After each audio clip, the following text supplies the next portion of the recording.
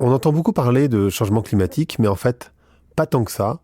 Et en réalité, on n'y comprend pas grand-chose. Et aujourd'hui, j'ai le plaisir de recevoir Thomas Wagner, qui était un ex-financier, qui est aujourd'hui un créateur de contenu. Il a créé le blog Bon Pote, qui est un blog, comme il le présente lui-même, qui parle d'un truc pas cool, qui est le changement climatique. Et avec Thomas, on parle de nombreux sujets. D'abord, de comprendre c'est quoi précisément le changement climatique, quelles sont toutes les dimensions que ça touche, qu'est-ce qu'on peut faire à notre échelle pour changer, qu'est-ce que ça a comme impact sur la société, l'impact aussi en politique. Bref, on essaye de couvrir la manière dont ce sujet devrait être traité dans la société et quelles solutions on pourrait apporter. Un épisode évidemment passionnant que je vous laisse écouter. Allez Vlan, c'est parti.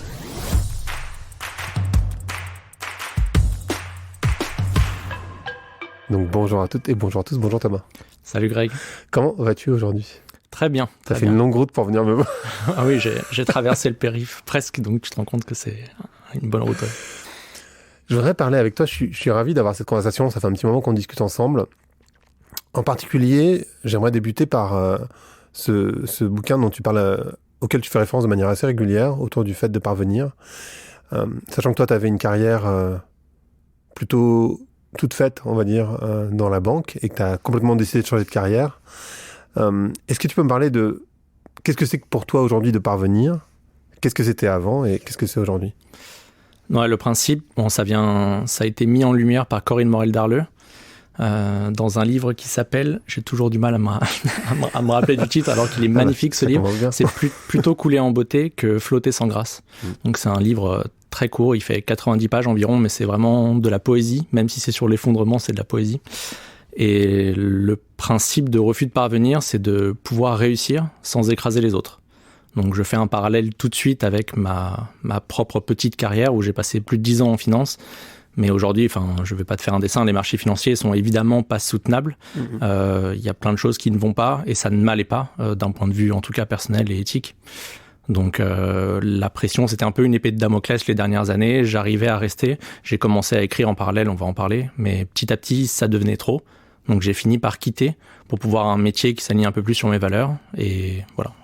Donc tu as fait ce qu'on appelle j'ai appris le mot ce week-end. Donc je fais une sorte de passage un burn-out. Donc enfin, à la différence du burn-out, le burn-out, c'est quand tes valeurs ne correspondent plus avec le travail que tu fais. Quand j'apprends ce genre de mots, je le mémorise et pendant 6 mois, je parle que de ça, donc très bien. Voilà. Et donc aujourd'hui, t'as lancé un blog qui s'appelle Bon Pote, sur lequel tu parles d'écologie, principalement, très majoritairement. Pourquoi ce sujet-là en particulier par rapport à d'autres sujets qui pourraient te sembler aussi importants ? Alors la première des raisons, c'est parce qu'on n'en parle pas assez. J'ai publié ce matin même le résultat d'une étude. 1% des médias, le temps d'antenne, c'est 1% qui est consacré au sujet écologique. Alors que c'est vraiment les enjeux, les questions écologiques sont les enjeux des prochaines décennies, et on en parle 1%. Donc là, typiquement, il y a je sais que tu n'habites pas en France, mais j'imagine que tu te tiens au courant de ce qui se passe. Les médias aujourd'hui parlent, en gros, des conneries de Zemmour, d'immigration. Là, tu as déjà pris 60%. En plus, après, tu as Jean Michou qui nous parle de son chat, et voilà. De temps en temps, on parle du changement climatique, etc. Et est-ce qu'il n'y a pas un problème justement avec le changement climatique, dans le sens où on parle principalement de l'augmentation de la température et pas vraiment de la biomasse, par exemple, de la biodiversité. Je trouve que, en fait, j'ai l'association, mais peut-être que je me trompe, c'est à toi de me dire, que le sujet de l'écologie, il est de plus en plus concentré sur l'énergie et sur l'empreinte carbone, et pas tant sur le reste. Et moi, par exemple, quand j'entends des personnes nous expliquer que on est en train de travailler sur des technologies, par exemple, c'est l'énergie de fusion, si je ne me trompe pas, qui vont permettre de générer de l'énergie sans gaz à effet de serre et que ce sera génial, je me dis, mais en fait, c'est la pire nouvelle pour l'humanité, parce que si on commence à créer une énergie qui génère aucun gaz à effet de serre, du coup, ça va nous permettre de continuer sur la route sur laquelle on est, et donc de continuer à éteindre l'intégralité des autres espèces. Et en fait, comme on fait partie de l'écosystème, ça fonctionne plus. Je te rejoins entièrement. Quand on en parle majoritairement du carbone, c'est ce qu'on appelle la carbone tunnel vision. Donc en gros, on ne parle que ça et on oublie tous les autres pans, dont la biodiversité évidemment, qui est hyper importante. Il y a eu la 5e limite planétaire qui a été franchie il y a 2 semaines. absolument personne n'en a parlé, hein, évidemment. Mais oui, t'as vraiment entièrement raison. Ouais. On n'en parle pas du tout assez. Et... C'est quoi les arguments, en fait, entre guillemets, que tu utilises pour essayer de convaincre des personnes qui sont pas convaincues? Parce que le problème qu'on a avec ces sujets-là, c'est que souvent on parle à des gens qui sont déjà convaincus. Du coup, c'est super et on les renforce dans leur vision du monde. Mais par contre, la problématique, c'est toutes les personnes qui ont du mal à accepter la problématique. Et après, on ira sur les gens qui ont compris mais qui veulent pas changer. Mais ça, c'est un autre point encore. Ouais, il y a plusieurs choses. Je pense qu'il y a un gros déficit d'information. J'ai parfois très envie de m'arrêter dans la rue, même sur les Champs-Élysées, et de me dire ok, je prends 100 personnes et je fais des tests moi-même. Je pense que tout le monde aujourd'hui en France va te dire oui, il y a un problème avec l'environnement, c'est une très grande majorité. En revanche, si tu leur demandes quelques ordres de grandeur, ok, à quel point c'est grave et à quel point tu dois changer, il y a 90-95% des gens qui ne pourront pas répondre. J'ai fait un test récemment avec mes amis, parce que j'aime bien me faire offrir des restos quand je vais au resto, donc je fais des paris avec eux. Et le grand jeu en ce moment, c'est de dire, ok, on prend 10 personnes dans le resto et on leur demande, est-ce que vous savez ce qu'est le GIEC ? Est-ce que vous savez ce qu'est une empreinte carbone ? Et ensuite, quelle est l'empreinte carbone moyenne et quel est l'objectif à atteindre ? Et en gros, le pari, c'est que il y ait 20... C'est rien du tout. Qu'il y ait 2 personnes qui répondent sur 10. Au début, c'était la moitié, mais comme ils perdaient à chaque fois, ils en avaient marre. Eh ben, je n'ai pas encore payé un seul resto pour l'instant. Alors peut-être que tu peux nous répondre à ces 3 questions. C'est quoi le GIEC ? Le GIEC, c'est un organisme international qui fait une synthèse en 3 groupes de travail, qui fait une synthèse sur le climat. La première, c'est sur un pan physique. La deuxième, c'est sur l'adaptation.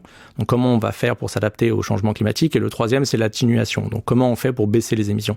Donc, eux font une grosse synthèse. Le dernier, typiquement, c'est plus de 4000 pages. Là, c'est sorti en août. Que moi, j'essaye de mon côté ensuite de résumer dans mes petits articles entre 5 et 10 minutes de lecture pour que ce soit accessible. Mais il y a un résumé, si je ne me trompe pas. Et il y a un résumé, effectivement un résumé, donc c'est là où ça devient drôle, c'est que c'est un résumé pour les décideurs, donc qui est validé par tous les gouvernements.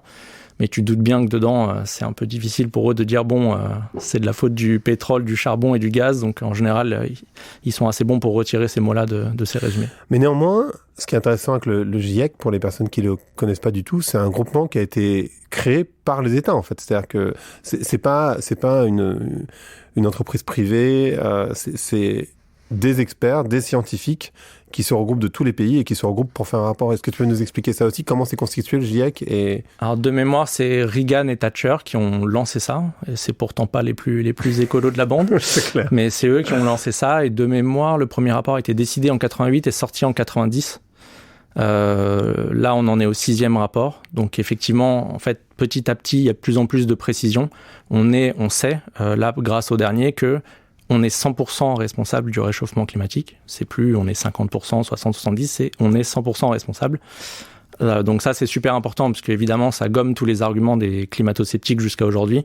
On pense qu'ils ont disparu, mais il y a encore quelques dinosaures, notamment dans les médias type CNews, etc., qui sont invités. Donc ça permet au moins de leur répondre. Mais bon, même si c'est aujourd'hui vraiment très minoritaire. En France, en tout cas.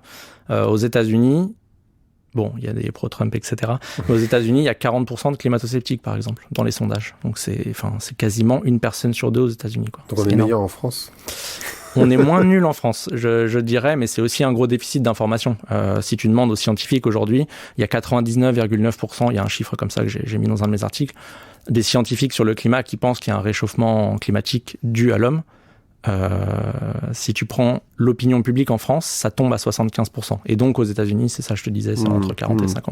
La deuxième question, c'était, c'est quoi une empreinte carbone, c'est ça ? Ouais, l'empreinte carbone, c'est en gros une division, c'est toutes les émissions de la France, donc importation, exportation comprises, et tu le divises par le nombre de Français. Donc c'est une moyenne, je précise bien, donc on est à 10 en moyenne. 10 tonnes. 10 tonnes de CO2 équivalent en moyenne, et on doit passer à 2. Et ça, en général, c'est quand j'ai pas le temps de discuter avec des gens, en soirée ou quand j'ai pas trop envie de casser l'ambiance, mais j'en parle rapidement, les gens ne sont pas au courant de ça. Et en gros, de 10 à 2, ce serait intéressant de faire l'exercice avec toi d'ailleurs, Greg. Ça voudrait dire typiquement plus d'avions, ou quasiment plus d'avions. Ça veut dire réduire sa viande drastiquement, ça veut dire quasiment plus de voitures, il faut prendre les transports en commun, etc., etc. Et en fait, c'est des ordres de grandeur que les gens n'ont en général pas.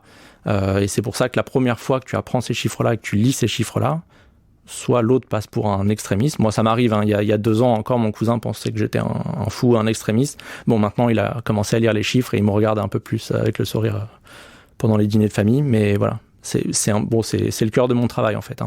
Mais il me semble qu'en France, j'avais une discussion comme ça avec Hélène de Vestel qui m'expliquait que la problématique d'être né en France, c'est que les infrastructures elles-mêmes, c'est-à-dire les routes, les hôpitaux, les écoles, la manière dont la société fonctionne, font que ton empreinte carbone est de toute façon extrêmement élevée. En fait, par défaut, en fait. Même quand tu as une vie, entre guillemets, exemplaire, je suis si tenté que ça puisse exister, mais et que tu vis en France, par définition, ton empreinte est assez forte. Ouais, t'as raison. Il y a une empreinte carbone des services publics, donc les hôpitaux, les écoles, la police, l'armée.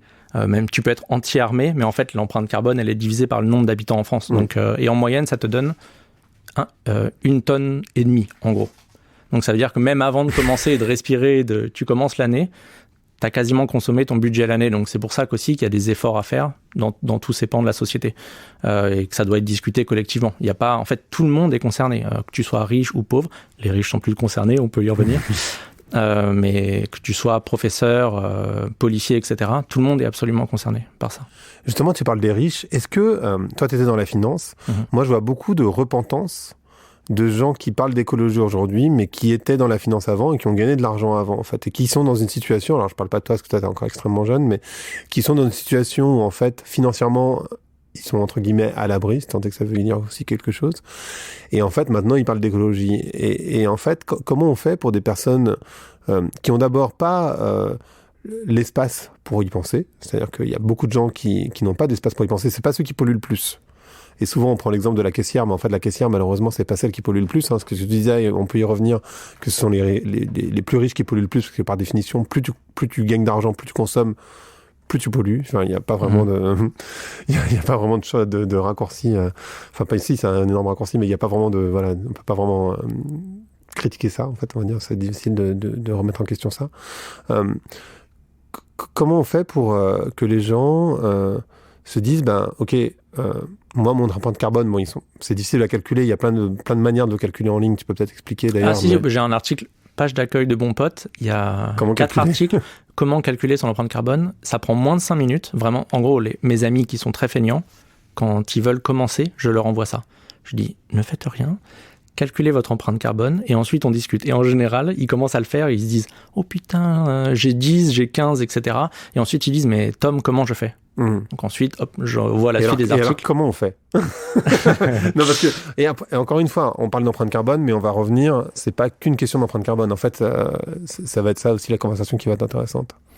Oui, non, bien sûr, c'est pas qu'une empreinte carbone, mais je pense que c'est bien pour mettre le pied à l'étrier de savoir quelle est ton empreinte. Et évidemment, c'est quelque chose d'individuel et on sait qu'il va falloir faire des efforts collectifs, donc faire une pression politique, puisque aujourd'hui, on a Emmanuel Macron et il a beau s'appeler le champion de la Terre. Je sais pas à quel point on va parler politique, mais bon, Macron en fait a été condamné pour son inaction climatique, donc je peux au moins dire ça. Donc ça veut dire qu'il n'est pas dans les clous. Il faudrait faire au moins 3 fois plus. Donc tout ça, c'est chiffré. Ce que je te dis, c'est des chiffres, entre autres, du Haut Conseil pour le climat qui dit ça. Donc c'est pas moi, Thomas Wagner. On est très en retard. Et c'est difficile aujourd'hui pouvoir compter sur nos politiques. Typiquement, les transports en France, ça compte pour 31% des émissions. On a un ministre des Transports, Jean-Baptiste Djebbari, qui ne parle que de l'avion vert.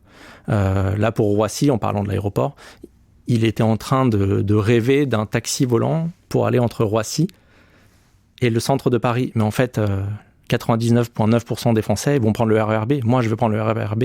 Donc lui, il s'adresse toujours, comme d'habitude, aux riches ou aux ultra-riches, et il oublie en fait une grande majorité des Français. Donc bon, il vit dans une bulle, etc. Sachant qu'il y a 20% des Français qui ne prennent pas l'avion. Enfin, je veux dire, qui l'ont jamais pris et qui ne le prendront jamais. Il y a 20% des Français qui n'ont jamais pris l'avion. Il y a 90% des humains qui n'ont jamais pris l'avion. Et pour un ordre de grandeur, un seul aller-retour à New York ou à Dubaï, c'est ton budget carbone dépensé pour l'année. Donc ça voudrait dire, dans un monde où on doit respecter nos objectifs climatiques, si tu vas une fois à New York ou une fois à Dubaï, tu peux plus manger derrière. Tu vois le truc. Donc c'est ça qui est hyper difficile, surtout pour les gens qui sont le plus aisés. Enfin, personne ne part à New York pour le week-end, mais il y en a. Enfin, en gros, moi quand je crois que ça... connais, hein. Oui, moi aussi, j'ai certains amis, c'est des assassins climatiques, je les aime, mais c'est comme ça. Quand je pense que ça avance, j'ai un gros réflexe, c'est d'aller sur Instagram. Instagram, c'est parfait pour ça. Si tu penses que la cause climatique avance, hop, tu vas et tu vois, 10 ou 15 influenceurs qui sont des allers-retours le week-end. J'ai juste à aller sur la page de Nabila et je me dis, OK, elle a 7 millions de followers. On est mal, en gros. Voilà. J'ai plein de questions, mais parce que là j'en pose plein en fait, je réalise que je t'ai même pas demandé, et peut-être que c'est la première question, c'est quoi l'état que tu fais de la situation actuelle? Et tu peux prendre ton temps, je veux dire, sur les différents pans de la situation. La situation, j'ai fait le parallèle il y a pas longtemps. En gros, pour moi, on est sur l'autoroute, et il y a 2 solutions. Soit on sort de l'autoroute, et on prend la petite route de campagne sympa, et on peut respirer, on peut prendre notre temps, on peut voir un peu de nature. Soit on reste sur l'autoroute, on appuie sur le champignon, et on se mange un mur. C'est à peu près ça la logique actuelle.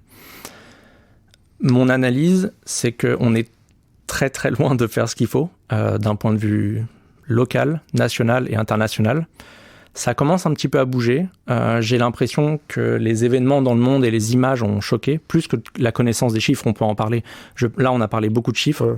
Bah, pas tant que ça, j'aimerais bien que tu m'en donnes en fait. C'est intéressant en fait. Bon, si tu veux des chiffres, j'en ai plein. Ouais, mais... je veux bien que tu nous en donnes parce que je pense que c'est important, tu vois, les 10 tonnes versus 2 tonnes, même si faut qu'on discute de comment on fait pour y arriver. Mais il y a plein de chiffres qui m'intéressent, tu vois, typiquement sur la biodiversité, sur les animaux sauvages, sur l'eau. Alors je sais pas si les gens ont vu Seaspiracy, Cospiracy, etc., qui sont des documentaires intéressants. La biodiversité, si tu veux un chiffre, en gros, pour les vertébrés, on a perdu 67% des espèces de vertébrés en 40 ans. Et on est sur le chemin, on dit qu'une extinction de masse, il y en a eu déjà 5, on est en train de vivre la 6e potentiellement, je dis bien, le chiffre en gros c'est à 75% des espèces en moins, on dit qu'il y a eu une extinction de masse. C'est arrivé que dans notre histoire, on parle de millions d'années là, c'est arrivé que 5 fois, nous en 40 ans on arrive à le faire, et quand je dis nous, bien sûr, c'est les sociétés occidentales. Alors, je vais te poser une question, alors, je vais faire exprès, hein, mais n'empêche que je vais le faire quand même. En quoi ça nous... Enfin, c'est pas en quoi ça nous concerne, c'est triste, mais en quoi ça nous concerne? Non, mais c'est une très bonne question, parce que, alors, il y a aussi un réflexe, comme, typiquement, là, on voit les images, en tout cas depuis quelques années, on voit que l'Amazonie part complètement en sucette, l'Asie du Sud-Est, c'est pareil, etc. Et on se dit, bon, en France, on est bon, ça, peut-être qu'il y aura des problèmes en 2050, mais on est bon. Non, en fait, c'est pas du tout le cas. Il y a déjà des rapports qui sont en cours, des gens qui peuvent le vivre et le voir.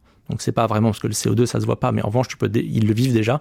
Dans le sud de la France, où je passe une partie de ma vie, il y a les sécheresses, les canicules, il y a des inondations. Bon, il y en a eu au Luxembourg, il y a eu des morts en Belgique l'année dernière, en plein été. Ouais.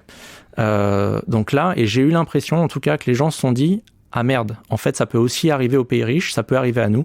New York, il y a eu 60 morts, le métro a été inondé, etc. Les images étaient choquantes. Ça, j'ai eu l'impression que ça a marqué un peu. Mais surtout, il faut bien retenir que le changement climatique, c'est pas en 2050, ni en 2030. Ça a déjà des conséquences. Et surtout, ça va être exponentiel. Donc, ça va pas se passer tranquillement. Ça va sincèrement pas bien se passer. Donc, c'est pour ça que moi j'alerte, j'ai toujours un backup, je back mon travail avec des études scientifiques, parce qu'évidemment, quand tu demandes aux gens de changer, ou aux politiques de changer, ils vont vous dire, bon, en fait, toi t'es un extrémiste, ou t'es un vert, t'es un... Tu vois, je prends des insultes quotidiennement, on peut y revenir derrière. Et c'est pour ça que je back mon travail avec des études scientifiques. Le seul partenariat typiquement que j'ai accepté, c'est de travailler avec le CNRS, qui me paraît pas non plus être Total ou le SUV Citroën, tu vois. Mais pour revenir sur l'extinction de masse, l'action que je me posais, évidemment, tu vois, tu vois, quand on voit un ours polaire tout seul sur une banquise, etc., c'est triste.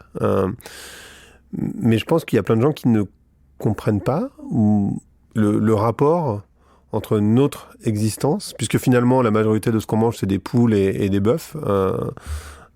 Donc c'est pas des ours, tu vois, et les gens font pas forcément le rapport entre le lion et leur vie au quotidien à Paris. Enfin, il peut y avoir, je vais te dire un truc qui en général marque bien les esprits. On ne connaît pas l'origine du Covid, mais l'accélération du nombre de zoonoses, donc c'est les maladies des animaux à l'homme, augmente et de façon exponentielle.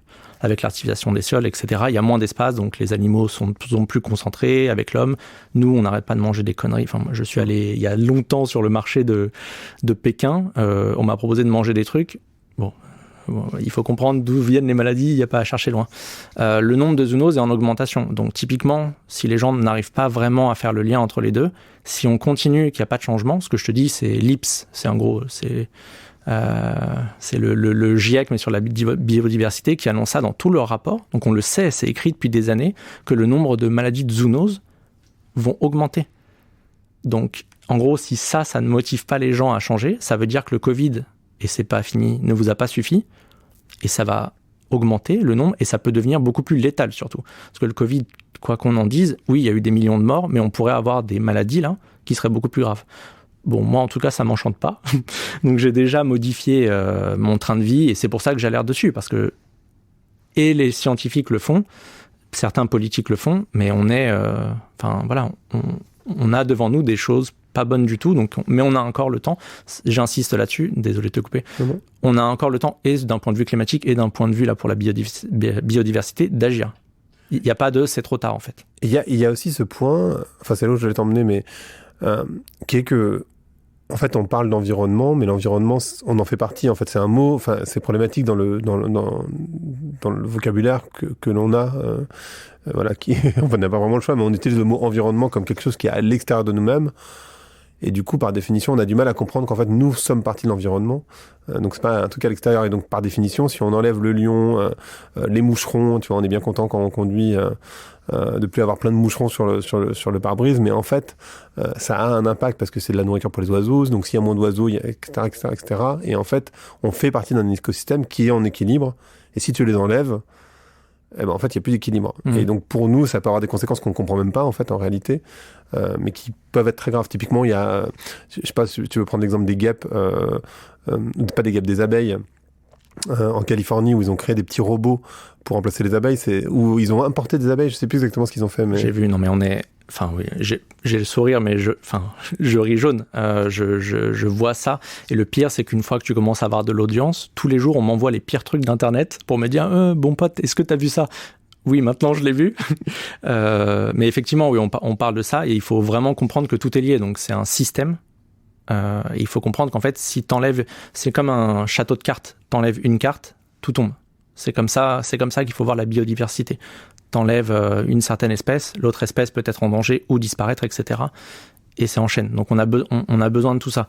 Tu parlais de Californie, cet été, ils ont quand même mis 17 millions de saumons dans des camions parce qu'il y avait plus d'eau dans les rivières. Ils ont pris les saumons, ils les ont mis dans des camions, ils les ont mis dans d'autres rivières à des centaines de kilomètres à cause des sécheresses. Je veux dire qu'il y a un moment, on devrait prendre 3 secondes de recul et se dire « Putain, on est mal ». Mais non, tranquille. On a parlé de Messi, on a parlé de Zemmour, immigration, nanana. Voilà, c'est là où on en est le débat, quoi. Alors effectivement, je trouve ça assez grave que les médias... En fait, c'est assez étonnant que les médias, de manière générale, mais les politiques, évidemment, prennent ce sujet comme ils prennent, je sais pas, le chômage, l'économie, tu vois, j'en sais rien, la croissance, la fameuse. Et en fait, l'écologie arrive après. Alors qu'en fait, tu vois, moi je suis un marketeur à l'origine, donc quand tu te poses la question de qu'est-ce que veulent les humains, d'abord ils veulent survivre. Enfin, il me semble, hein, ils veulent vivre dans des bonnes conditions. A priori, c'est le premier truc que tu veux. Et c'est vrai que c'est très étrange que ça arrive pas en amont. Et je pense que ça sensibilise pas suffisamment, où les gens n'ont pas assez de compréhension des problématiques. Mais après, il y a une question qui me semble importante, c'est qu'est-ce que je peux faire à mon niveau, puisque dans un contexte où global, en fait, c'est-à-dire, évidemment, il n'y a pas de frontière de CO2, qu'est-ce que ça peut changer si moi je fais ci ou moi je fais ça? Je me donne bonne conscience, tu vois, je mange plus de viande. Et en fait, je crois que les gens qui mangent plus de viande, qui font du vélo, etc., ils le font quand même pas mal pour leur corps, c'est-à-dire qu'ils le font pour eux, dans cette logique un peu individualiste, et moins finalement pour un petit peu aussi pour la planète, tu vois, entre guillemets. Je déteste cette expression de pour la planète, mais tu vois ce que je veux dire, et moins... Vas-y. Il y a 2 points. J'ai presque oublié le premier. Je vais répondre déjà au deuxième point. Tu as entièrement raison. On peut être écolo et égoïste. Ça veut dire qu'il y a plein de co-bénéfices à devenir écolo. Typiquement, au lieu de prendre le métro ou le taxi, etc., j'ai commencé, moi, à prendre beaucoup plus le vélo. Et en fait, déjà, je suis en meilleure santé. J'élimine les pizzas, ça c'est important. Et 2, tu peux même gagner du temps et de l'argent et pour plein de raisons, etc. Donc en fait, on a plein de raisons de ne pas attendre. C'est ça, le free rider. Enfin, on parle du free rider. C'est un des discours de l'inaction climatique. Il y en a 12. Ça, c'est une des excuses. Oui, mais si jamais nous, on baisse les émissions d'abord, les autres vont profiter de nous, etc. Bon, en fait, c'est pas forcément vrai. Il y a plein d'avantages à ce que nous, la France, ou nous, Français, on s'adapte à Paris. Typiquement, en 2019, j'étais en costume quand il a fait 42,3 degrés ou un truc comme ça. Et là, on sait que dans les 30 prochaines années, en gros, on va se taper des pointes de chaleur à 50 degrés. Il y a plein d'avantages à ne pas attendre et à végétaliser dans Paris, tu vois. Enfin, qui a envie qu'il fasse 50 degrés? C'est un enfer, 50 degrés dans Paris. Donc, moi, typiquement, j'ai pas envie. J'aimerais bien que Anne Hidalgo, elle mette quelques arbres, qu'on puisse respirer. C'est bon pour la pollution, c'est bon. Enfin, là, tu vois, il y a plein d'avantages. Et d'un point de vue, ça me revient maintenant. Tu as entièrement raison. On peut à la fois aussi être égoïste, mais on sait que le changement climatique n'est pas qu'un problème physique. C'est aussi un problème politique et un problème moral. Et un problème éthique. Tu peux le prendre d'un point de vue égoïste et toi te dire, bon, au moins je peux me regarder dans la glace, je sais que ça part un peu en sucette, mais moins en moins, entre parenthèses, j'aurais fait ma part. C'est, dans mon cas personnel, ce qui m'a fait arrêter la viande. Tu m'aurais connu il y a quelques années, tu me retrouvais dans Paris en train de manger un double burger, et voilà, avec un sourire d'un enfant qui va à Disneyland, hein, c'est le même niveau. Mais quand j'ai vu l'impact que ça avait, j'ai arrêté la viande. Du jour au lendemain. Et je me suis dit, on va voir combien de temps je tiens. Bon, ça fait 3 ans. Je suis à peu près vivant. Donc ça va. Ouais. J'avais une discussion avec une personne de Carbone 4 qui disait, sur cette question de l'éthique, et de dire, oui, mais la Chine, les États-Unis, eux, ils continuent. En réalité, leur pollution. Et donc, nous, la France, on est un tout petit pays.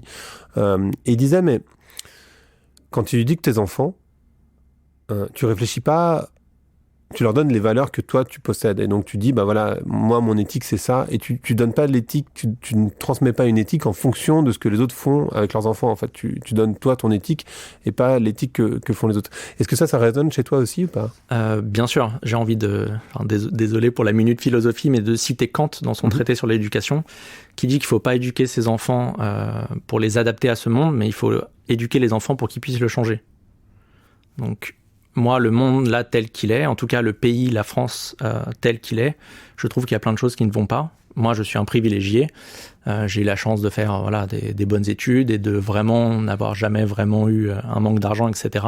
J'essaye de le rendre dans la société. Bon, tu peux très bien éduquer tes enfants comme ça. Concernant cette excuse, en fait, la France, c'est que 1% des émissions, les Chinois, nanana. Zemmour vient encore... Bon, désolé, je parle de Zemmour, mais il l'a encore fait ce matin. Moi, c'est pas le monde que j'ai envie de sauver, c'est la France. Bon, lui, mon petit Eric, en fait, il pense que le CO2, il y a une frontière, tu sais, il s'arrête à la frontière et il pense que ça passe pas. C'est pas comme ça que ça marche. Deuxièmement, si on devait attendre que tous les Américains deviennent des Amish ou que les Chinois deviennent tous exemplaires, ça n'arrivera pas. On peut très bien, nous, commencer et montrer l'exemple. Et troisièmement, le changement climatique, c'est basé sur les émissions historiques. Et en fait, eux commencent à polluer. Certains pays, l'Inde, la Chine commence maintenant à vraiment émettre. La Chine est le premier émetteur aujourd'hui. Mais historiquement, c'est pas le cas. Et nous, on a émis pendant plus de 100 ans. Donc c'est d'abord à nous de faire des efforts avant de dire, et de montrer l'exemple, avant de dire, bon, toi, en fait, moi, j'ai profité pendant 100 ans, toi, t'aimerais bien profiter de 10 ans? Non, c'est pas comme ça que ça marche. Tu imagines que, puis surtout avec le poids politique et géopolitique qu'ont les Chinois aujourd'hui, ils vont te dire, bon, toi, tu plaisantes, mon petit Emmanuel. Est-ce que tu crois à la surpopulation mondiale? C'est-à-dire, parce que, en fait, il y a une vraie question. On va parler politique, décidément. Malthus Non, Sarkozy, qui disait que majoritairement, la problématique, c'était une problématique de population. Moi, dans ma compréhension, en fait, même si je déteste l'expression, encore une fois, mais l'Africain moyen, il pollue, ça dépend les pays, évidemment, et voilà, c'est très, très relatif tout ça, mais ils polluent très peu. C'est 1 demi-tonne en moyenne, je crois, de mémoire. Donc tu parlais de 2 tonnes, donc ils sont à 4 fois moins que... Voilà, mais ils sont surtout à 20 fois moins que nous. Sachant que nous, dans nos émissions, et c'est là où on peut rejoindre aussi la partie politique avec la migration climatique, parce que parce que nous, on consomme de la manière dont on consomme, on rend la vie impossible. Voilà, par exemple, Madagascar, en ce moment, où il n'y a plus d'eau, parce qu'il pleut plus, donc il n'y a plus de nourriture, donc ils sont en train de mourir. En fait, on rend la vie impossible à ces gens-là par notre mode de consommation. Donc, ils sont obligés de migrer.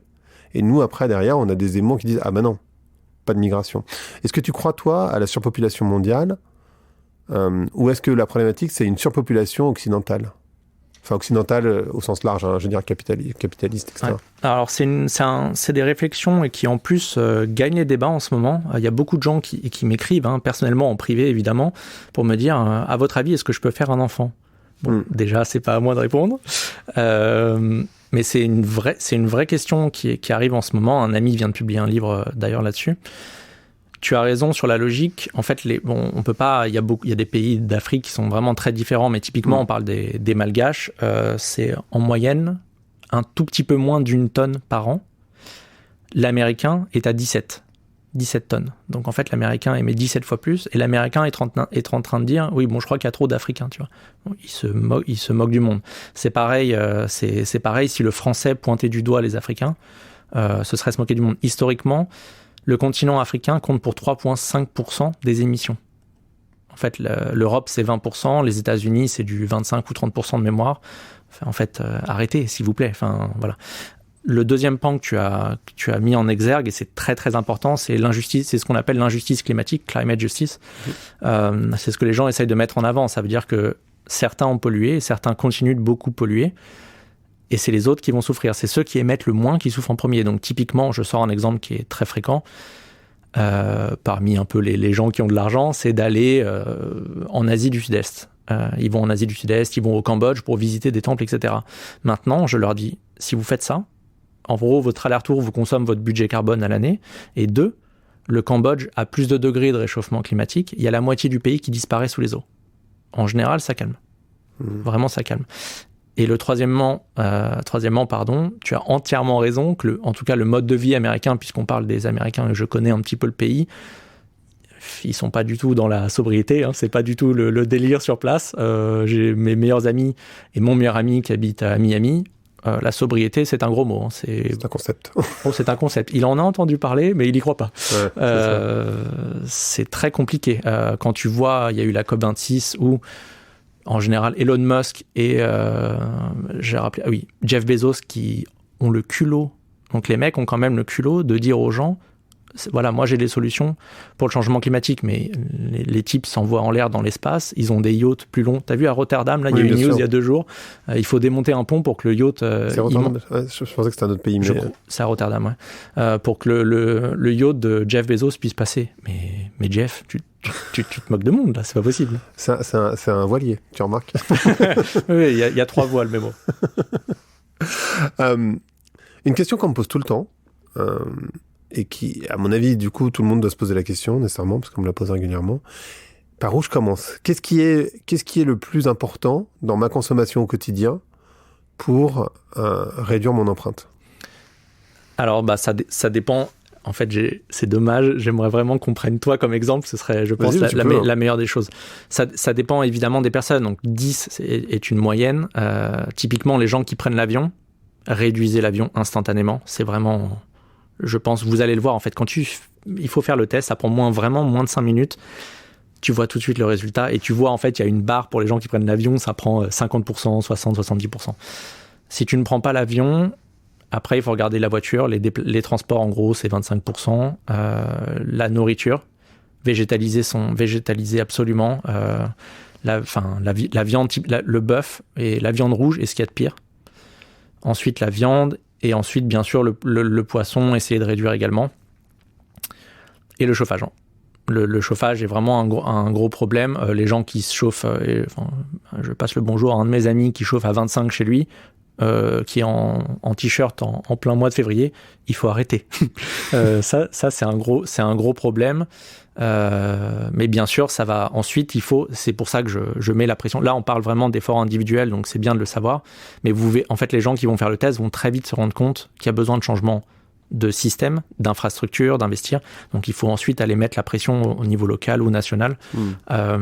Typiquement, il y a des passoires thermiques en France. J'ai une personne de ma famille qui se chauffe encore dans un truc tellement pourris au fuel, etc. Ça, il faut que l'État puisse aider, en fait. On va y venir à l'avion systémique. Et subvenir, oui. Deuxième question, deuxième question, j'en ai posé quelques-unes, mais donc on se dit la principale manière de réduire c'est l'avion, puis le transport, puis la nourriture, et donc ça va permettre au fur et à mesure, voilà.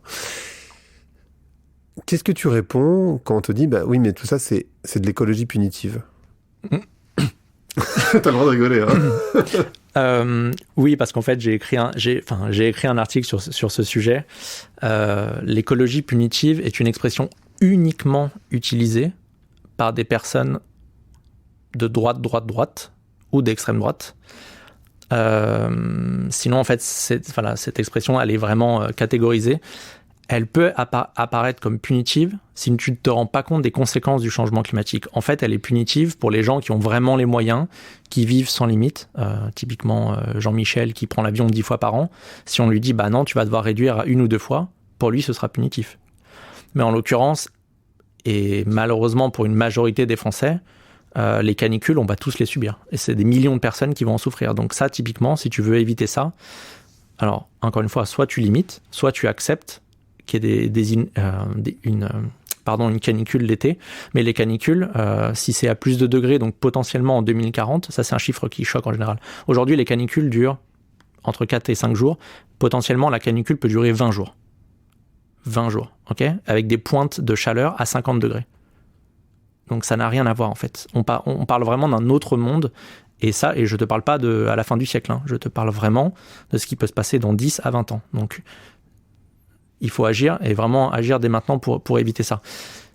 C'est un arbitrage. Encore une fois, c'est une question politique, éthique et de liberté. Soit tu veux, ou soit tout le monde, donc ça doit être une décision démocratique, mais soit tout le monde décide de continuer à vivre YOLO, on s'en fout, pas de règles. Ok, très bien. Au moins tout le monde, c'est une décision démocratique, mais sachez qu'on va avoir ça, qu'on aura inondation, qu'on aura sécheresse, qu'il y aura des risques sur ce qu'on mange, etc.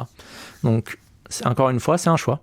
Mais je pense que la majorité des Français, une fois qu'ils ont été informés, il y a eu la Convention citoyenne pour le climat récemment, 150 personnes qui ne connaissaient pas vraiment les enjeux, ni les ordres de grandeur, etc. Une fois que ces personnes ont été formées, elles ont été à même ensuite de faire 150 propositions pour changer. Et elles ont été beaucoup plus loin que ce que propose notre gouvernement actuel. Donc en fait, l'écologie punitive, encore une fois, je pense que ça peut être potentiellement des personnes qui ne sont pas au courant et qui ça s'apparente comme à une punition. Mais si on ne fait rien, voilà l'autre punition. Et l'autre punition, moi je trouve qu'elle fait beaucoup plus mal que de décider aujourd'hui démocratiquement de notre avenir. Ouais. Je te disais, quand on préparait, je te disais que peut-être que l'une des mesures politiques qui serait la plus intéressante, à mon avis, ça serait une formation obligatoire à l'écologie. Parce qu'effectivement, quand on regarde ce qui s'est passé, en fait, quand tu formes des gens qui ne connaissent rien au sujet a priori, en fait, ils comprennent. Les gens sont pas idiots.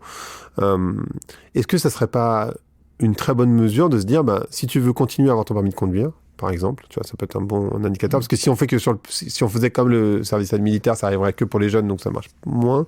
Mais est-ce que pour continuer à conduire, il faudrait que tu aies cette formation de une semaine, financée par l'État, tu vois, nécessairement, sur la problématique écologique. Alors, je sais pas si en une semaine, tu peux être formé à large, mais tu vois, au moins comprendre les grands tenants et aboutissants du sujet. Je te rejoins entièrement, et c'est même prévu en fait par l'accord de Paris. C'est un des articles, l'éducation, je crois que c'est le 12 ou le 14, qui dit qu'en fait l'éducation est clé et ça doit devenir obligatoire. Donc c'est en train de venir dans les écoles. Je discute pas mal avec des profs et primaires, et collège, lycée, et université, c'est en train de venir. Donc c'est en train de bouger. En revanche, là, il faut tellement agir vite que ça ne va pas suffire. Non, il faut former les adultes. Moi, je te parlais des adultes. Alors, oui, voilà. Donc là, je suis entièrement d'accord avec toi. En entreprise, il faut bien comprendre, et c'est une des questions que je pourrais te poser, il faut bien comprendre qu'en fait, le climat et les événements à venir vont concerner tout le monde, sans exception. Je réfléchis parce que j'écris un peu sur tout. Y a pas, cite-moi une entreprise ou un business qui ne sera pas touché par ça. J'en connais aucun. J'en connais aucun. Donc, si ça te vient, je suis preneur. Hein, ce serait intéressant. Mais en fait, j'en connais pas. Donc, il faut bien que tout le monde comprenne ça. Ça va plus toucher certaines personnes que d'autres, bien sûr, mais ça va vraiment concerner tout le monde. Donc là, je te rejoins, mais encore une fois, c'est pour ça qu'on a besoin des pouvoirs publics et ça devrait devenir obligatoire. On a essayé de pousser et on est en train de le faire. C'est pas officiel, mais je vais quand même en parler. Il y a des climatologues qui vont pas mal à l'Assemblée nationale et au Sénat, et qui poussent sur ces sujets-là. Donc, parce qu'ils veulent que les politiques s'emparent de ces sujets et qu'on en parle beaucoup plus. Là, on doit voter pour un nouveau président ou présidente dans 2 mois. On n'en parle pas. On n'en parle pas du tout. On en parle peu. On en parle un peu. On en parle peu. 1%. C'est ça, 1%. 1%, alors que ça va... vraiment, moi, je fais le test, les gens sont à l'ouest, mais c'est même pas... Moi, jamais je n'en veux, et c'est bien que tu aies dit, en fait, les gens ne sont pas bêtes. Et effectivement, les gens ne sont pas bêtes. Et une fois que moi, je discute avec les gens, ça les intéresse. Je n'ai jamais rencontré une personne qui m'a dit, bon, en fait, j'en ai rien à foutre de ton truc. Ça n'est jamais arrivé. Ça va arriver, mais dans l'ensemble, les gens sont intéressés. Il faut trouver des angles différents. Je sais qu'on en a déjà parlé. Il y a des personnes, c'est pour ça que j'en parlais tout à l'heure, il y a des gens sensibles aux chiffres. Il y a des gens sensibles à la culture. Moi, j'insiste vraiment en ce moment en disant arrêtez avec vos chiffres de mathématiques et les gens n'en ont rien à foutre.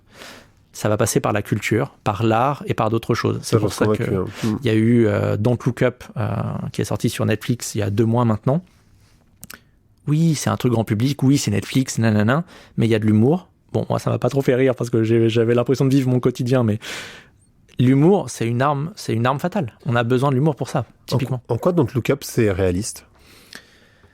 C'est réaliste parce qu'il y a une instrumentalisation et une moquerie. Si en fait, je pourrais t'envoyer plein d'extraits, mais en fait, il y a des scientifiques qui sont passés sur des plateaux télé. Ils ont été moqués. Il y a une journaliste, Salomé Saké, récemment, elle est entourée de boomers sur le plateau, Jean Quatremer pour ne pas le citer. Il se moque d'elle. Elle est en train de dire, en fait, on va vivre des effondrements, etc. Et lui, il est à côté, il éclate de rire. Mais tu sais, on est là. Bon. Et 2 mois plus tard, t'as Don't Look Up qui sort. C'était vraiment, tu transposes les 2 scènes, tu vis exactement la même. Mais en même temps, il n'y a pas une météorite qui arrive sur la planète. Alors, mais j'ai écrit un article sur Don't Look Up qui explique ça, justement, pour dire, attention, il y a plein de parallèles. Oui, il y a un parallèle avec le changement climatique ou la crise climatique. Mais attention, il y a quand même beaucoup de différences. Et la première des choses, c'est que la comète, tu passes de 100% à 0, il n'y a plus personne. Le changement climatique, c'est très progressif. La comète, elle va arriver. Le changement climatique, il est déjà là. Enfin, il y a plein de choses, effectivement. Ouais. Est-ce que tu connais l'expérience de la grenouille dans la casserole ? Bien sûr. Tu peux l'expliquer ? Je pense que tu l'expliqueras mieux que moi, mais en ce moment, on est une belle grenouille. Je te laisse expliquer. En fait, le principe, c'est de dire que si tu mets une grenouille dans de l'eau chaude, dans de l'eau bouillante, elle va sortir tout de suite. Si tu mets une grenouille dans de l'eau froide, que tu la mets sur le feu, que tu laisses l'eau bouillir, elle va mourir dans la casserole. Et c'est précisément ce qui est en train de se passer. Mais là, en ce moment, on est des grenouilles et on est devant Netflix. Oui. Est-ce que tu t'intéresses aux neurosciences ou pas ? J'ai reçu, entre autres, Albert Moukaïber, qui explique qu'en fait, une des problématiques avec l'écologie, c'est l'incapacité du cerveau à se projeter. C'est-à-dire qu'en fait, on a une capacité d'abstraction en tant qu'humain à envisager le demain, mais en fait, fondamentalement, c'est pour ça que c'est assez rigolo quand les gens disent il faut vivre au présent, etc., parce que fondamentalement, on ne sait faire que ça. On ne sait faire que vivre au présent, et on n'a pas d'empathie de groupe, ça n'existe pas. Tu as une empathie envers quelqu'un, tu n'as pas une empathie de groupe, ça n'existe pas. C'est pour ça que quand on dit il y a 100 réfugiés qui sont morts dans un canal, 100 réfugiés qui sont morts dans un canot, ça te fait de la peine, mais en réalité pas vraiment plus que ça, parce que tu connais aucune des personnes, t'as pas les histoires personnelles, tu sais rien d'eux en fait. Tandis que quand on te parle d'une personne, alors là ça te touche beaucoup plus naturellement.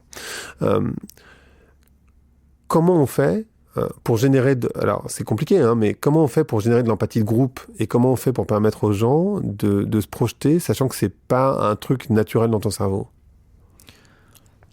Je pense, alors Albert me contredira, je pense je crois pas qu'il y ait un truc biologique qui fasse que c'est notre cerveau, soit on est bloqué, mais je pense déjà qu'on peut travailler dessus. Et ça me fait penser, mais je sais qu'Albert en a parlé récemment, à Sébastien Boller qui dit que on crame la planète, mais parce qu'on a un striatum qui nous dit, en fait, non, il y a des structures sociales qui font que t'as envie de pourrir ton environnement ou non. Il y a aujourd'hui des millions de gens qui vivent sur la planète qui ont transformé effectivement leur environnement, mais leur environnement est soutenable.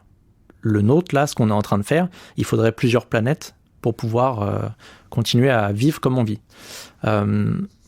Ouais, pour le cerveau, enfin, je veux dire qu'on peut lutter pour. Je sais pas à quel point on peut le faire évoluer, etc.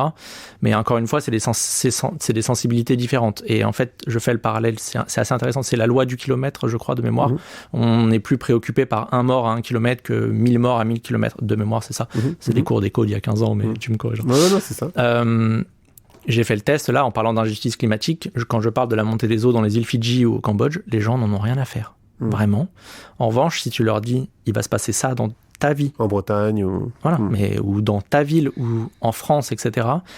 J'ai remarqué que ça touchait beaucoup plus les gens. Et c'est malheureusement ou heureusement, je ne sais pas, avec l'expérience que j'ai maintenant, c'est l'angle que je choisis. Ça veut dire, ok, vous vous en foutez de ce qui se passe à l'autre bout du monde, très bien, mais voilà ce qui se passe pour vous. Et comme les Français sont un peu responsables de ce qui se passe à l'autre bout du monde, bah, j'axe un peu ma communication en disant, ok, c'est à nous de faire des efforts, et tout le monde va y gagner, en gros. Voilà. Une autre question qui me semble importante, on parlait tout à l'heure de vision systémique, donc de système, c'est de se dire, enfin moi c'est une phrase que j'utilise de manière assez régulière, de dire, en fait si on prend les différentes résolutions de l'ONU pour le climat et qu'on les résout une à une, en fait on n'a pas résolu le problème.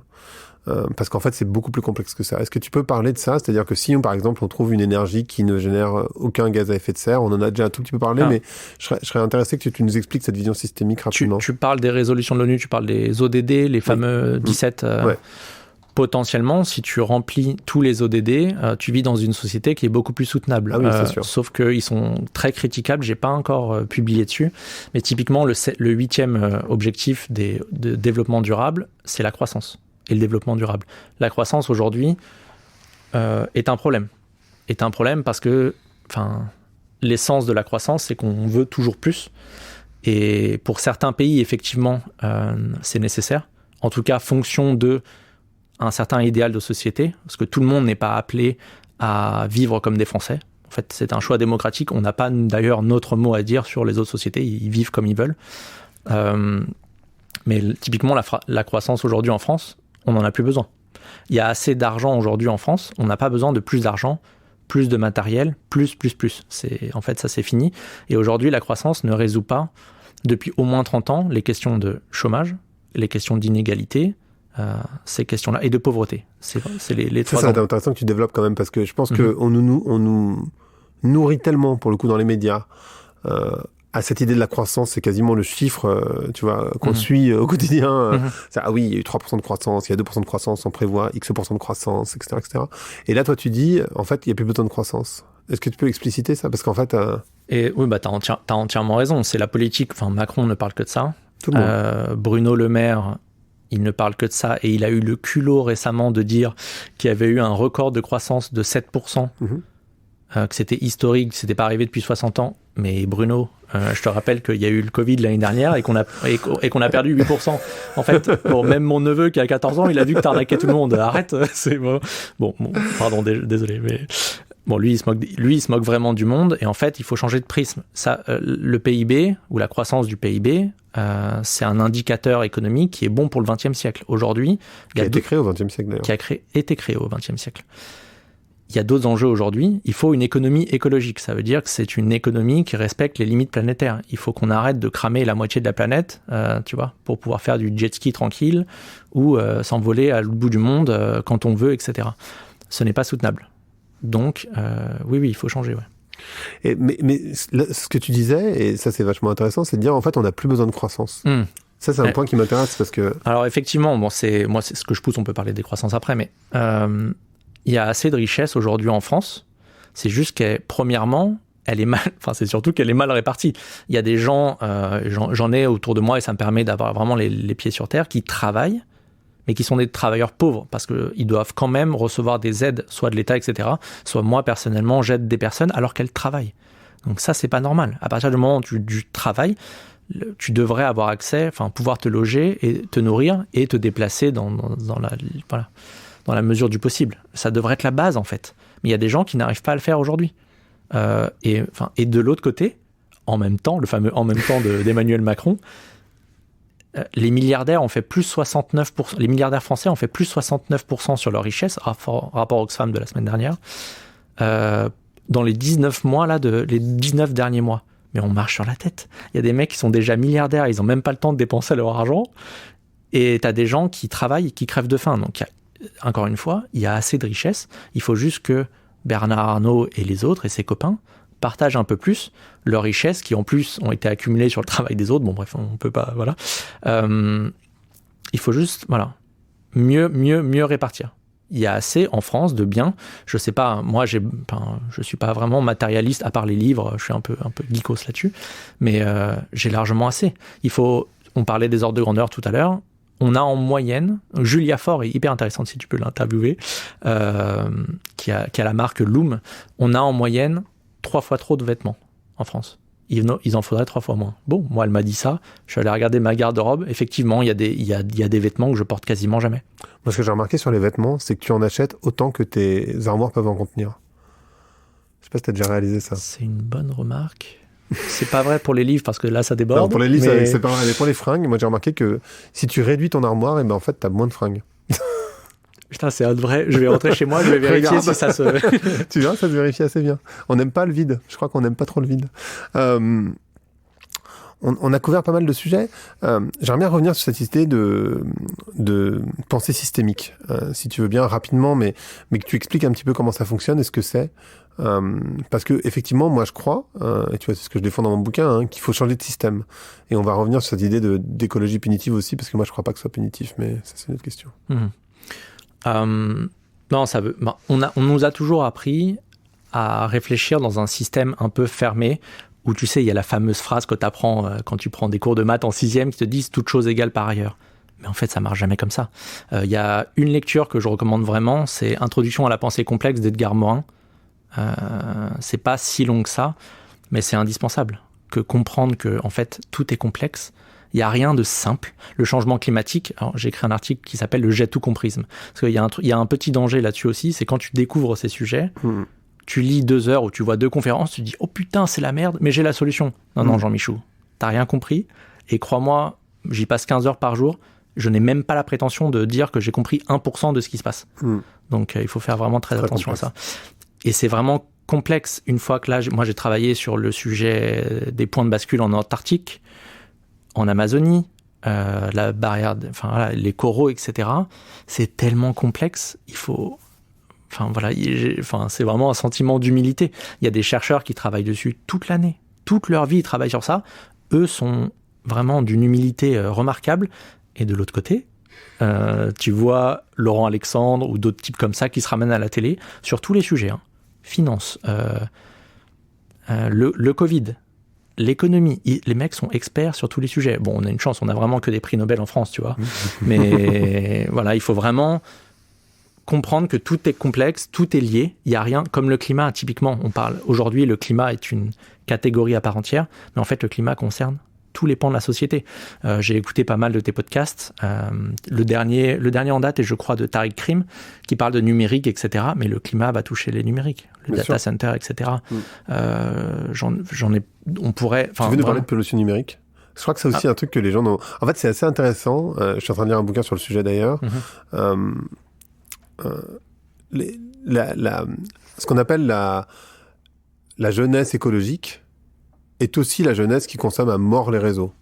Et donc, de manière assez étonnante, étonnante plus ou moins, mais c'est-à-dire qu'ils critiquent énormément et en même temps, ils sont beaucoup sur Internet et ils utilisent, tu vois, tout ce qui est disponible, voire ils écoutent de la musique en streamant de la vidéo sur YouTube, tu vois, un truc qui est gratuit mais bon, qui est pas sans impact. Et en fait, le digital a un impact extrêmement important, alors qu'on ne voit pas, effectivement. Alors déjà, peut-être que tu peux nous expliquer, rapidement, c'est pas ton expertise, mais pourquoi ça a un impact et comment on peut le réduire. Je ferai un épisode spécifique là-dessus, mais... en une phrase, c'est parce que la data, forcément, ce que vous regardez, c'est bien stocké quelque part.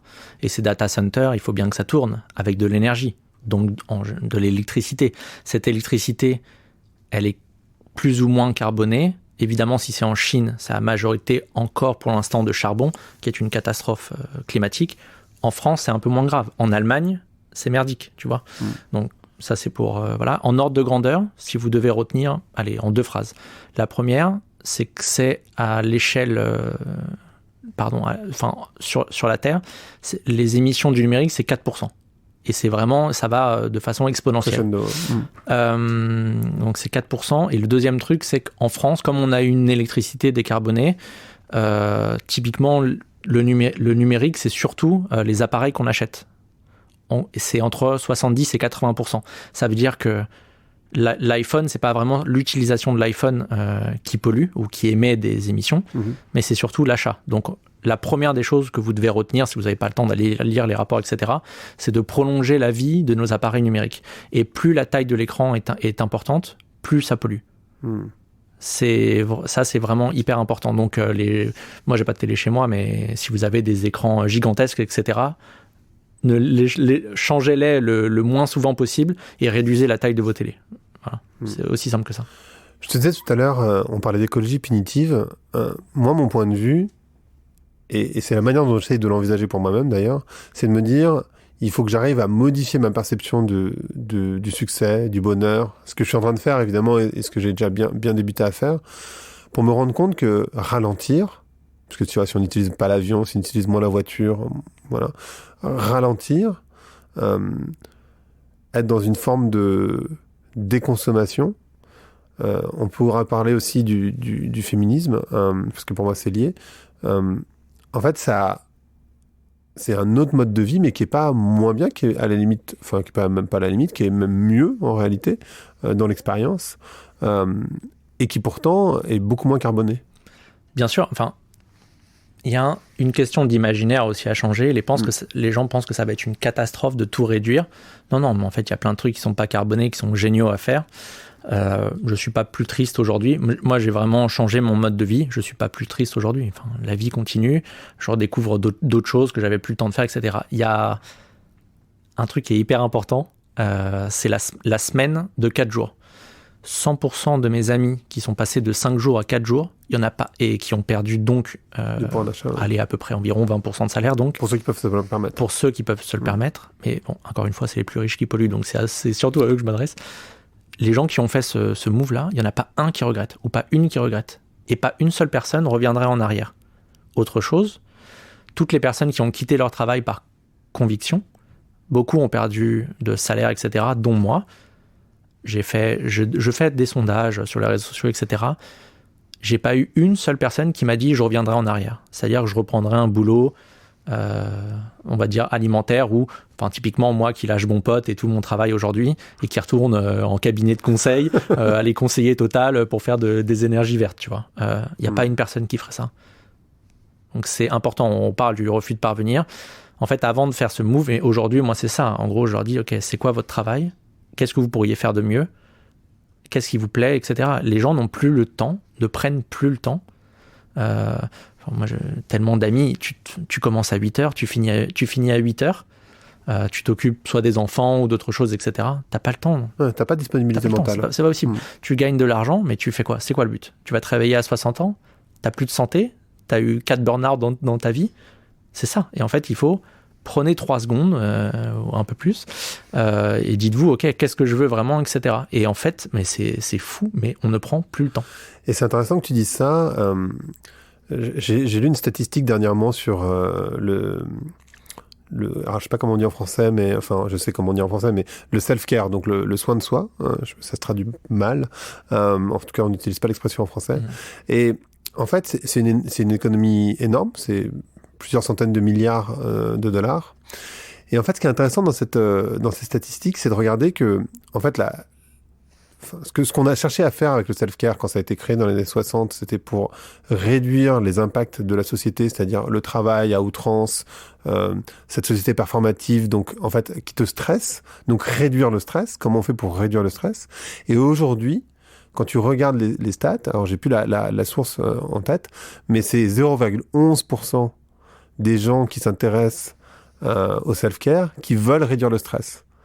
En fait, ce qu'ils veulent aujourd'hui, surtout, c'est la performer, c'est-à-dire combien de temps tu tu médites, combien de séances de yoga tu arrives à faire, combien de cérémonies d'ayahuasca tu as pu faire dans ta vie, enfin tu vois, on est toujours dans cette logique hyper performative et plus du tout dans cette réduction du stress. Et en fait, ce que tu décris dans le fait de travailler dans les 4 jours, mais aussi, moi, ce que je te disais tout à l'heure sur le fait de ralentir, sur le fait de se concentrer sur ce qui te fait du bien. Et en fait, ce qui te fait du bien, ça n'a rien à voir avec le capitalisme. C'est simplement d'être dans une forme de tribu, c'est-à-dire de voir je sais pas si tu as lu Sebastian Junger, Tribe. C'est un bouquin hyper intéressant sur les tribus. Non, mais maintenant, je vais le lire. C'est un anthropologue, c'est super bien. Et du coup, tu te rends compte que, alors je te raconte l'histoire comme dans Tribe, qui est une histoire intéressante, qui est en fait pendant l'invasion des Européens aux États-Unis, quand il y a des Européens qui se faisaient capturer par des Indiens et qui restaient vivants, ils ne voulaient plus retourner dans la ville, parce qu'en fait ils avaient trouvé une tribu, ils étaient intégrés dans une tribu et du coup ils voulaient plus retourner, ce qui était évidemment pas vrai dans l'autre sens. En fait, quand tu es dans une tribu, c'est ça qui, tu vois, te porte et te fait du bien. T'as pas besoin de tout le reste, finalement. J'ai un mini exemple en tête. Je fais un parallèle. Ça va être un peu fou, mais tu vas comprendre ce que je dis. Regarde les gens qui quittent Paris pour la province. Je ne connais pas une personne qui a fait le move inverse et qui s'est dit putain, finalement, Paris me manque. Vraiment, ça fait 10 ans que je fais, parce que c'est en plein questionnement pour ma vie perso aussi. Bien sûr. Ça fait 10 ans que je pose cette question. Personne ne veut revenir à Paris. Et je dis, mais si je te double ton salaire, moi, j'en ai rien à foutre. Ça, c'est la réponse. Les gens ne veulent pas revenir à Paris. Parce qu'on a un mode de vie, mais c'est vrai, on est dingos. On ne prend pas de temps pour nous, on ne réfléchit pas. Et tu parlais de changement de système, ça en fait partie. Encore une fois, il faut changer ce système, qui n'est pas bon et pour le bonheur, et pour notre santé, et pour la planète. Donc en fait, il y a plein de raisons de changer de système. Ça commence, j'ai l'impression que depuis 10-15 ans, parce que j'ai relu, hein, je suis pas forcément alerte sur ces sujets depuis 10-15 ans, mais historiquement, là, il y a des gros mots genre, qui ne passaient pas il y a encore quelques années, il y a 3 ans. Si tu disais décroissance il y a 3 ans, bon, tu prends encore quelques insultes aujourd'hui. Oui. Mais tu en prends moins. Il y a quand même des gens qui se disent « Ah, peut-être il y a un problème, peut-être il y a un réchauffement climatique. » Et ensuite, le fait de parler du capitalisme, typiquement, ça commence à venir. Les gens se disent peut-être c'est pas terrible ce qu'on est en train de faire, peut-être il y a des inégalités, ça n'y répond pas, etc. Donc j'ai l'impression, en tout cas, c'est une fenêtre d'Overton. Moi, mon activité sur LinkedIn, typiquement, au début j'y suis allé doucement, bonjour, il y a un petit problème avec l'écologie, etc. Bon, aujourd'hui j'arrive, bon écoutez, capitalisme c'est de la merde, vous avez un problème ou pas? Et tu vois, je peux déjà me le permettre là. Tu peux expliquer la fenêtre d'Overton rapidement? Oui, la fenêtre d'Overton, c'est de pousser un peu des idées extrêmes, et ça permet en fait, typiquement, là, si moi, Thomas, je dis des trucs absolument extrêmes, par exemple, le capitalisme est un problème et non soutenable, ça déplace la fenêtre d'Overton, et la personne qui va arriver derrière et juste dire, bon, il faut changer de système, effectivement, il y a un problème, etc. Ou avant, elle n'aura pas été écoutée, mais comme là, il y a une personne qui a repoussé la fenêtre d'Overton, qui a repoussé les extrêmes d'un côté, elle sera plus à même d'être écoutée. Je te fais un parallèle. Éric Zemmour. C'est ce que j'allais dire. et Éric Zemmour il dit mais tous les jours, il dit des horreurs impensables. Et aujourd'hui, les enquêtes de sondage là sont en train de dire que depuis 6 mois, Marine Le Pen est beaucoup plus douce et beaucoup plus présente et beaucoup plus avenante. Nanana. Donc en fait, le mec a servi. Aujourd'hui, c'est Marine Le Pen égale Alice au pays des merveilles. Grâce à Éric Zemmour. Moi, ce que je vois aussi, et là, je vais pas me faire des amis, mais même les partis de droite entre guillemets modérés, je trouve qu'ils amènent des idées qui sont qui, il y a quelques années, ont été associés à l'extrême droite, en fait. Ouais, j'ai un très bon exemple, Valérie Pécresse, que j'ai déjà croisé 1 ou 2 fois, parce que j'habitais dans les Yvelines avant. Valérie Pécresse, en 2015, pour sa campagne, elle a fait campagne sur l'islamophobie. Donc elle a dit, attention, il faut pas taper sur les musulmans, etc. Valérie Pécresse, en 2021, pour sa région, elle a fait campagne sur l'islamo-gauchiste, et sur les indigénistes, et sur les décroissants. Elle a dit, c'est les ennemis de la République. Donc, tu as bien vu qu'il y a un déplacement totalement des idées. Bien sûr, et alors, je parle même pas du sud de la France, Greg, où tu viendras peut-être cet été. Oh, c'est une catastrophe. J'ai entendu des mots cet été-là que je n'avais pas entendu depuis 15 ou 20 ans à Paris. Oh, ben dans le sud, il y a un racisme décomplexé, c'est une dingue. Je sais même pas s'ils s'en rendent compte. Donc oui, je suis pas très rassuré. Comme ils sont entre eux, ils se rendent pas compte. Mais... C'est possible, oui. Il y a un sujet que tu voulais traiter aussi, qui était le féminisme. Tu voulais qu'on en parle, en tout cas. Pourquoi tu voulais qu'on en parle et pourquoi c'est important pour toi? encore une fois, je pense que c'est une question systémique, donc tout est lié. Et je me rends compte, en tout cas, sur les réseaux sociaux. Alors, c'est difficile, petit préambule, c'est difficile de parler de féminisme en tant qu'homme, parce que tu te fais tacler par les hommes qui pensent que t'es un enfoiré et que t'essayes d'être bien auprès des femmes. Et les femmes, en tout cas certaines, peuvent te dire, t'essayes de récupérer la cause, on s'en fout de toi, on n'a pas besoin de toi, on n'a pas besoin d'alliés. Vraiment. Et puis il y a les troisièmes qui vont dire que t'essentialises. Et c'est vrai, on essentialise beaucoup les femmes. Et que j'essentialise. Donc. Mais en fait, mon discours, en tout cas, ça m'intéresse vraiment, le féminisme. Je lis depuis des années. J'ai interviewé Stécie Algrin sur l'écoféminisme. Vraiment, donc c'est vraiment un sujet. Et je me rends compte, est-ce que là, c'est difficile à déconstruire? Là, on est deux hommes, que l'agressivité, de manière générale, l'esprit de compétition, mais l'agressivité, en tout cas là, sur les réseaux sociaux, putain, ça fait 3 ans vraiment que je regarde tous les jours, c'est que des hommes. Les seuls qui se permettent, alors que moi je travaille avec des scientifiques, je dis voilà ce que présente le GIEC, les seuls qui se permettent d'arriver et de dire bon écoute, moi j'ai compris, toi t'as rien compris, c'est des hommes. Je n'ai pas eu une seule femme en 3 ans, et il faut écouter Juliette Noël qui est journaliste, j'en ai parlé avec elle, et c'est pareil. Salomé Saké sur Blast, Paloma Moritz, etc. Je discute avec elle. Il n'y a que des hommes qui sont agressifs, qui arrivent à t'insulter en permanence, etc., etc.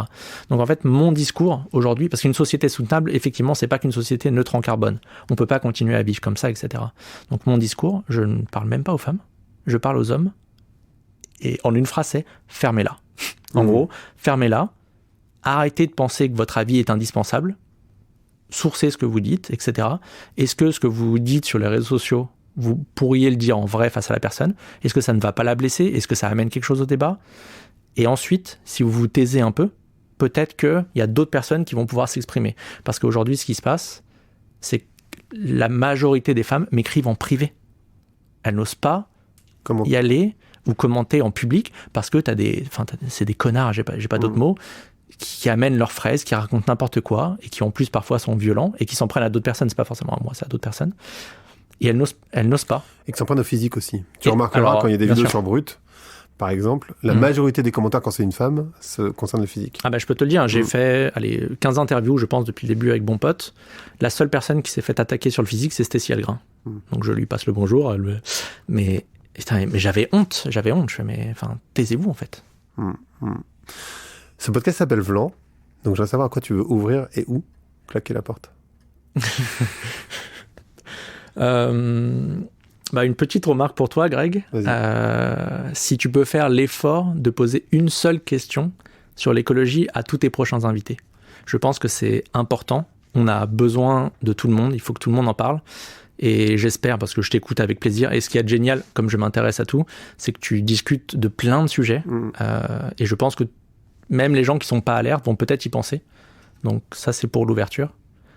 Et fermer la porte, je ferme la porte à rien du tout. Moi, je veux bien discuter avec tout le monde. En fait, il y a 2 choses qui m'énervent vraiment, c'est la mauvaise foi et le racisme. Bon, parfois c'est lié. Mais à partir du moment où les gens ne pratiquent pas l'un des deux, je discute avec tout le monde. Donc c'est open. Ok, super. Merci beaucoup. Merci Greg. Merci d'avoir écouté Vlan. Si vous avez aimé l'émission, n'hésitez pas à mettre des étoiles sur vos plateformes de podcast préférées. Vous pouvez aussi partager l'épisode sur vos réseaux sociaux, Instagram Stories, Facebook, LinkedIn, où vous voulez. Je suis Grégory Pouy. Vous pouvez me retrouver sur l'intégralité des plateformes sous le nom Greg from Paris. Si vous avez des idées pour des invités, si vous avez des commentaires, n'hésitez surtout pas à m'envoyer un message. Allez, merci et à bientôt.